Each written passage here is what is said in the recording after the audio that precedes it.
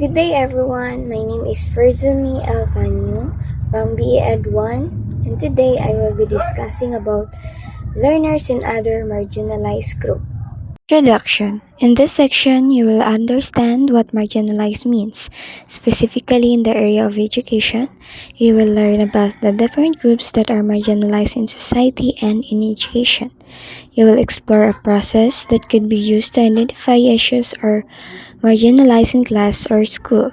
There might be situations that you're not aware of that have marginalization issues, and it is important for you and the adults in the school community to be aware of this so that an appropriate response can be given. Marginalized in education. So, meron tayong story about Aika, which is nabilang siya sa marginalized group. So, Aika's story highlights the challenge faced by marginalized group in education. Una is yung ang cultural disconnect. Yung curriculum nila is wala gina-considered, no? Gina-ignore nila yung cultural background ni Aika at ang kanyang mga friends, kaya mas nahihirapan si Aika na makaintindi o makarelate sa lessons na tinuturo ng teacher niya. And then, ang mas nakakalungkot pa is nakakatanggap pa siya ng discrimination, bullying, at hindi siya ini-exclude no sa mga kaklase niya. Like, kapag may gagawin silang activity or kapag may mga pinapasagot yung teacher. So, Aika's story illustrates the need for inclusive, culturally insensitive education that acknowledges and respects indigenous cultures and experiences. So, si UNESCO is nag-develop siya ng program na kung saan is para ma-address kung ano nga ba ang problema na need nila masolusyonan para sa mga marginalized groups or people at kung paano nila mabigyan ng access to education at opportunities ang mga marginalized group. For example na lang is yung kay Aika, no? She forced to adapt a curriculum that ignores their culture, language, and experiences. The next one is the framework of Mizuho. So, according sa research ni Mizuho, nagsuggest siya na mas maintindihan natin ang marginalization in 4 ways. Number 1 is so dito sa number 1 is aware na yung bata at mga taong nakapaligid sa kanya na siya ay marginalized people or belong sa marginalized group.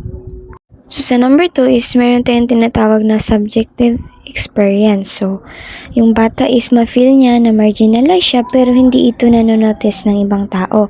Kumbaga unseen marginalization. So the subjective experiences is the child feels marginalized but others don't recognize it.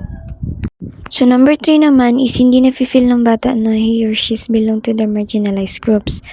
Andun siya sa tough situation pero hindi niya ma-recognize. So, tinatawag natin tong unrecognized marginalization. So, the child is in a marginalized situation but doesn't perceive it as such. Number 4 naman is dinideny ng bata na siya ay marginalized groups. Ayaw niyang i-admit sa sarili niya, no, na she's belong to the marginalization. So, the child is experiencing marginalization but refuse to acknowledge it. This framework emphasizes the complexity of marginalization and the importance of considering individual perspectives and experiences. Marginalize and inclusion. So, according kay Mizuho, napakahalaga ng student voice kasi nga sabi ni Mizuho is ang student dapat may freedom sila na express yung kanilang opinions and thoughts. By listening to students' voices, pwede natin na ma-improve yung inclusive education sa mga students.